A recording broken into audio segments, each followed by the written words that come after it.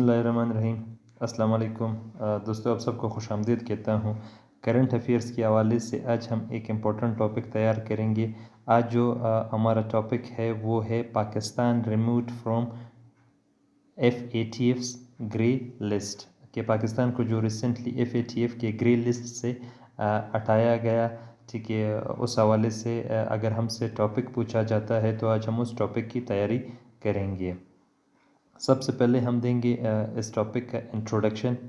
इसके बाद हम लिखेंगे कि व्हाट इज़ FATF, कि FATF है क्या, इसकी जो ग्रे लिस्ट और ब्लैक लिस्ट हैं ये क्या होते हैं, why Pakistan was removed from grey list, Pakistan को क्यों ग्रे लिस्ट से हटाया गया, पाकिस्तान ने कौन से इकदाम उठाए जिसकी बिना पर पाकिस्तान को इस ग्रे लिस्ट से हटाया गया। सेकंड लास्ट पैराग्राफ में हम लिखेंगे benefits Pakistan can get as a result of FATF delisting, जिस तरीके से पाकिस्तान को इस ग्रे लिस्ट से डिलिस्ट किया गया इससे पाकिस्तान क्या फ़ायदे उठा सकता है, और एंड में हम लिखेंगे कंक्लूजन। तो सबसे पहले हम आएंगे इंट्रोडक्शन की तरफ। इंट्रोडक्शन में हम लिखेंगे कि तकरीबन 4 साल के गैप के बाद पाकिस्तान को फाइनेंशियल एक्शन टास्क फोर्स ने इंक्रीज्ड मॉनिटरिंग लिस्ट से निकाला, जिसको अनऑफिशियली ग्रे लिस्ट भी कहते हैं। FATF का काम क्या है, ये जो ग्लोबल मनी लॉन्ड्रिंग और टेररिज्म फाइनेंसिंग का एक वॉच डॉग ऑर्गेनाइजेशन है।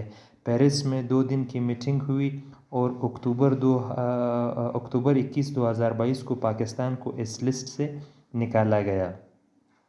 अब आते हैं थोड़ा सा FATF के बारे में जानते हैं।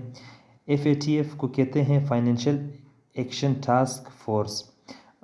ये एक फ्रेंच वर्ड से लिया गया है जिसे फ्रेंच में कहते हैं GAFI, GAFI, ग्रुप डी एक्शन फाइनेंसरी। ये एक इंटर गवर्नमेंटल ऑर्गेनाइजेशन है जिसको G7 की इनिशिएटिव पर 1989 में बनाया गया। इसका हेड क्वार्टर पेरिस में है।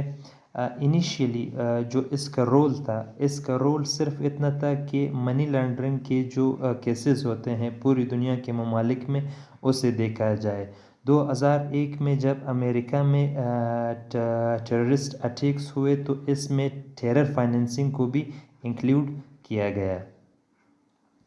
आगे चलते हैं कि FATF itself uses no such terms। जैसे मैंने आपको बताया था कि 2 टर्म्स हम यहाँ पे सीखेंगे, ग्रे लिस्ट और black list. FATF in terms को यूज़ नहीं करता, रादर वो 2 कैटेगरीज को एक्सप्लेन करता है। पहली कैटेगरी क्या है, jurisdiction under increased monetary unofficially, जिसको कहा जाता है ग्रे लिस्ट, और दूसरी जो कैटेगरी आती है high risk jurisdiction subject to a call for action.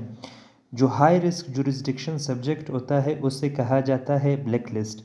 Currently FATF के ब्लैक लिस्ट में 3 ममालिक है, ईरान, म्यांमार और North Korea.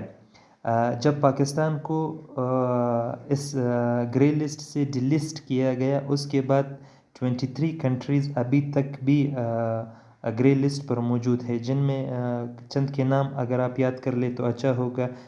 Philippines, Syria, Yemen and United Arab Emirates, ये अभी भी FATF के ग्रे लिस्ट पर हैं।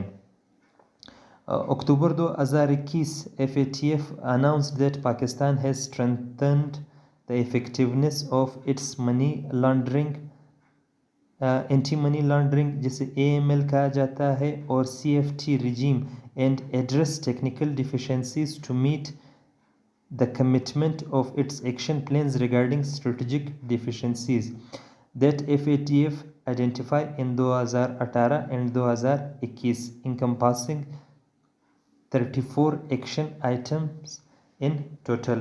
34 इस तरह के एरियाज थे जो FATF ने पाकिस्तान को बताए थे कि इनमें जो टेक्निकल डिफिशेंसीज है इसे आपने रिमूव करना है, और पाकिस्तान ने सक्सेसफुली इन्हें रिमूव किया।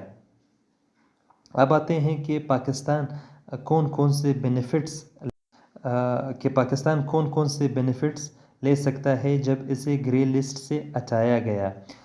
سب سے پہلے ہم لکھیں گے کہ practical benefits Pakistan can get as a result of the FATF delisting: receive a reputational boost and get a clean bill of health from the international community or terrorist financing, increase in overseas investment in the country. پہلا تو یہ کہ مطلب پاکستان ابھی اس چیز سے صاف ہو گیا کہ یہ ٹیرر فائنینسنگ نہیں کرتا، اور دوسرا جو انٹرنیشنل کمیونٹی ہے اب پاکستان میں اوورسیز انویسٹمنٹ بڑھنے کے کافی زیادہ چانسز ہیں. تو تھینک یو دوستو، یہ تھا FATF کے حوالے سے ہمارا آج کا ٹاپک.